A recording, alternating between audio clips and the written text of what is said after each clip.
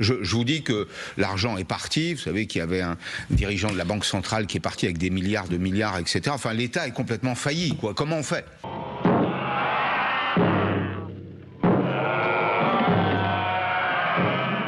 En raison des tirs de roquettes à l'organisation terroriste. Cadence 22.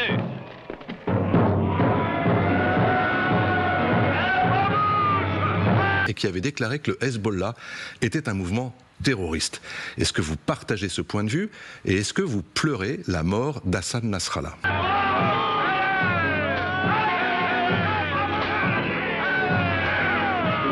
Et est-ce que vous pleurez la mort d'Hassan Nasrallah? La chiourme ne va pas tenir. Il le faut. Ils ne sentent même plus le fouet. Je voudrais que nous arrêtions un instant sur l'actualité à l'étranger, Madame Panot. À l'instant, l'armée israélienne fait état de violents combats dans le sud du Liban. On sait que Tsahal a pour partie franchi la frontière du sud Liban pour mener des incursions terrestres après des frappes qui se poursuivent. L'objectif de Benyamin Netanyahou, dit-il, c'est de démanteler le Hezbollah et de mettre la population du nord d'Israël en sécurité en raison des tirs de roquettes à l'organisation terroriste. Vous avez dit votre inquiétude au sujet de la situation au Liban. Quel est votre point de vue aujourd'hui? Non, c'est terrifiant ce qui est en train de se passer. Je veux redire ici qu'il n'y a pas de guerre contre le Hezbollah qui est menée par le gouvernement d'extrême droite de Netanyahou. C'est une guerre contre le peuple libanais.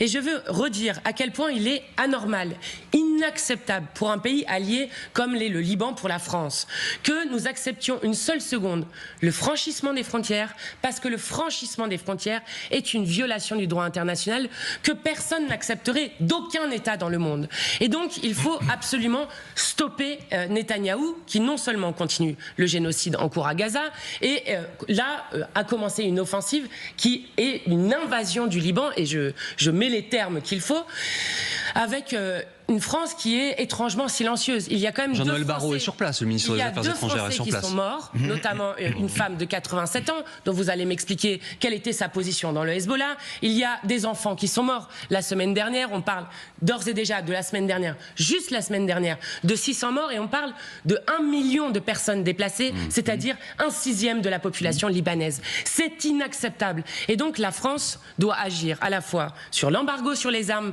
à l'encontre de Netanyahou et de l'État d'Israël, sur des sanctions vis-à-vis d'Israël. Elle doit agir pour suspendre l'accord d'association entre l'Union européenne et Israël, et elle doit reconnaître immédiatement l'État de Palestine, parce que faire cesser le génocide à Gaza, c'est faire cesser la guerre au Liban. François. Madame Panot, en février 2020, ça date pas d'hier, mais vous aviez en France un Premier ministre socialiste de cohabitation à la tête d'une majorité pluriel, qui s'était rendu en Israël et dans les territoires palestiniens et qui avait déclaré que le Hezbollah était un mouvement terroriste.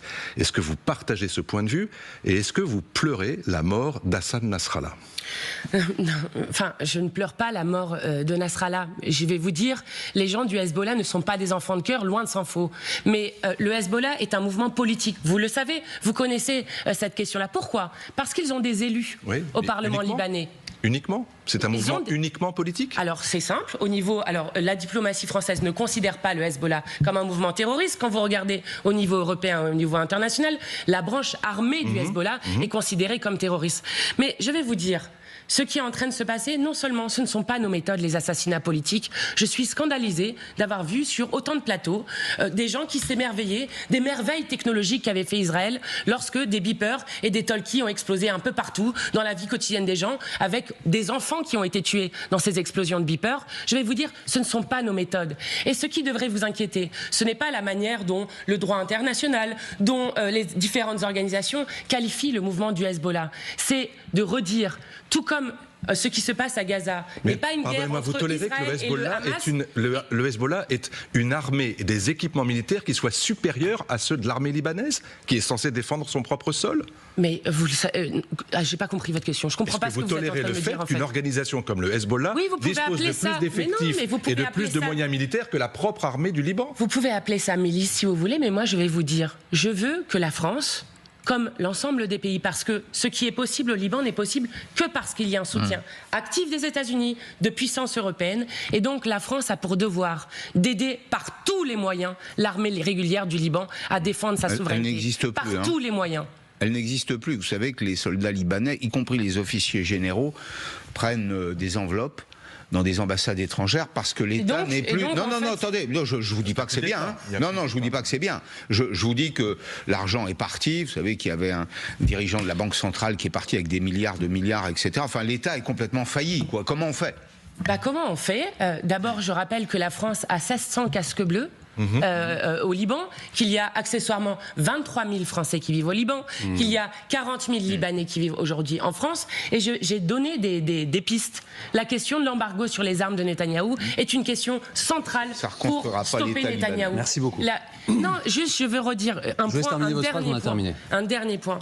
Si, de nouveau, la question c'est de dire, est-ce une guerre contre le Hamas, comme est le génocide en cours qui continue toujours à Gaza, et de dire que c'est une guerre contre le Hezbollah, je ne suis pas d'accord. Ce qui est en train d'être fait est une guerre contre le peuple libanais et c'est inacceptable à nos portes.